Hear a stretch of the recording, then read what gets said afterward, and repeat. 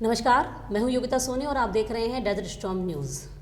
आज की जो हमारी गेस्ट है उसने पहले अपने स्कूल को रिप्रेजेंट किया, फिर अपने ज़िले को, फिर राज्य का प्रतिनिधित्व किया। एनसीएससी में अपने प्रोजेक्ट के साथ किस तरह से वो वहाँ तक पहुँची और कैसा रहा उनका सफ़र, आइए बात करते हैं तमन्ना सोलंकी से। नमस्कार तमन्ना। नमस्ते। बहुत बहुत स्वागत है आपका हमारे चैनल पे। Thank you. तमन्ना, अपनी जर्नी के बारे में बताओ कि क्या था तुम्हारा प्रोजेक्ट, कैसे एनसीएससी में तुम्हारा सिलेक्शन हुआ और कैसा रहा भोपाल तक का सफ़र, और अब भी आगे क्या आपकी योजना है, क्या ड्रीम्स है, उसके बारे में। स्टार्टिंग में तो मैंने एक बार पहले और ट्राई कर चुकी हूँ मैं, मतलब एनसीएससी में। जी। उसमें पहली मैं 8 में थी, उस टाइम मेरा हुआ नहीं था एक्चुअली। मैं डिस्ट्रिक्ट लेवल तक ही जा पाई थी, उसके आगे मैं कर नहीं पाई थी।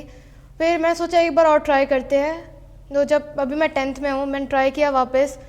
तो पहले डिस्ट्रिक्ट लेवल, उसमें ठीक है, जजेस वगैरह सब इम्प्रेस हो गए थे, सब कुछ अच्छे से हो गया था। मेरे को लगा था कि स्टेट में हो सकता है मेरा, और सेम स्टेट में हो गया था मेरा। स्टेट में होने के बाद फिर से हम कोटा गए, कोटा में जजेस वगैरह सब इम्प्रेस हो गए वापस। उन्होंने बहुत अच्छे अच्छे सवाल पूछे, हमने बहुत अच्छे अच्छे आंसर दिए, बहुत अच्छे से सब कुछ वहाँ पे हो गया। जजेस भी इम्प्रेस हो गए वहाँ पे भी। और उसके बाद नेशनल में हो गया। नेशनल में जब सिलेक्शन हुआ तो मेरे प्री बोर्ड्स थे, मतलब जैसे 3 जन से 6 जन तक हमारा प्रोग्राम था और 7 जन को मेरा प्री बोर्ड था। उसमें मैं थोड़ा वो हिचकिचा गई थी कि मैं कैसे जाऊँ अब प्री बोर्ड में। फिर मैंने अपने पापा मम्मी को बोला कि मैं कैसे जाऊँ, क्या करूँ। मैं नहीं जाने वाली थी उस टाइम तो एक्चुअली, क्योंकि मेरा खुद का मन नहीं हुआ था उस टाइम। फिर मेरे पापा ने मेरे को कन्विंस किया कि अब यहाँ तक आ गई हो, पिछली बार हुआ नहीं था, उसके बाद इतनी मेहनत करके अब यहाँ तक आए हो, तो अब मना करने का कोई फ़ायदा है नहीं। मेरे पापा मम्मी ने मेरे को कन्विंस किया, टीचर्स ने कन्विंस किया कि अब जाओ। तो मैं सोचा ठीक है चलते हैं। तो वो भोपाल का जो एक्सपीरियंस था ना, बहुत अच्छा था। नए नए दोस्त बने, गल्फ़ कंट्री से लोग आए थे, अलग अलग स्टेट से लोग आए थे। बहुत अच्छा एक्सपीरियंस था वो। तमन्ना, आपका फर्स्ट प्रोजेक्ट जो आपने स्कूल में बनाया वो किस पे बेस्ड था, वो किस तरह से बनाया था आपने? मतलब मेरा जो भी प्रोजेक्ट था ना, वो रिचका बाजरे के ऊपर था। ओके। हम अभी मतलब कुछ टाइम पहले अपने खेत में गए थे, हमने देखा कि इतनी अच्छी बेनिफिशियल घास है और उसका प्रोडक्शन इतना लो है। तो हमने सोचा क्यों ना इसी को अपना एनसीएससी टॉपिक लिया जाए। तो हमने वो एनसीएससी टॉपिक लेके वो नेशनल तक गया, और नेशनल में आई थिंक वो अचीव नहीं कर पाया, 800 में टॉप 20 में। मतलब आपका जो एक प्रोजेक्ट जो आप स्कूल से शुरुआत करते हैं वही आपका डिस्ट्रिक्ट लेवल तक, वही आपका स्टेट लेवल तक और वही नेशनल लेवल तक रहता है। हाँ, सेम प्रोजेक्ट सेम रहता है। इसका आइडिया किसी ने दिया या खुद से, जैसे आपने कभी खेतों में जस्ट जनरली देख लिया और आ गया, उस तरह का आइडिया था या किसी ने आपको बताया कि नहीं? सजेस्ट नहीं किया, हमने खुद ने देखा, हमने सोचा कि इतनी बेनिफिशियल है, इसी को अपना टॉपिक लेते हैं।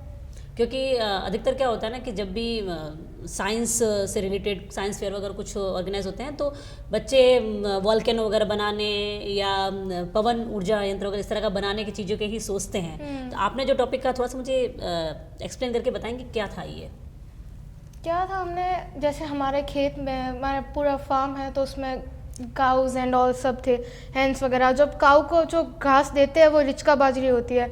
हमने देखा कि वो घास देने के ऊपर काऊ का इतना सारा मिल्क प्रोडक्शन होता है, और उसकी हेल्थ, एक्चुअली काऊ की हेल्थ और जो काऊ का कैटल, उन दोनों की हेल्थ बहुत अच्छी रहती है।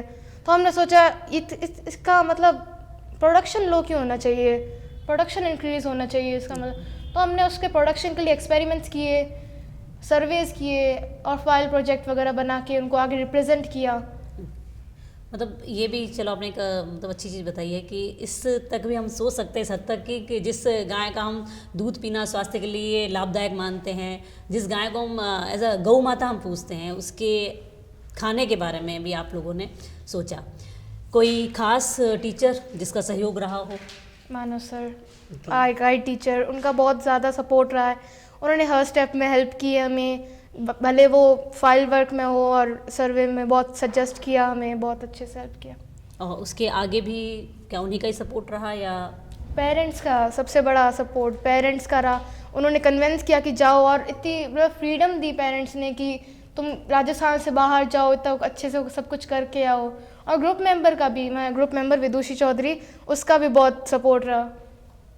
अब आगे का क्या सोच रखा है? जैसे अब साइंस में आपने किया है तो तब मतलब हम यही सोचना चाहेंगे कि आप आगे भी साइंस ही लेना चाहोगे 11th-12th में या वो कुछ तो और है? बचपन से थोड़ा देखा है सबको, ऐसे डॉक्टर वगैरह सबको, तो बचपन से थोड़ा क्रेज है डॉक्टर का, तो आगे तो यही सोचा भी। साइंस ही लेना है आपको।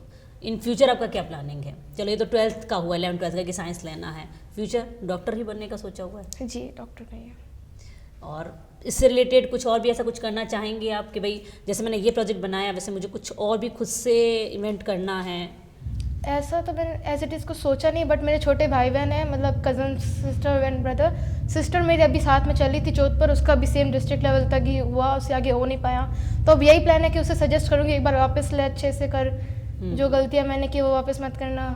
That's only.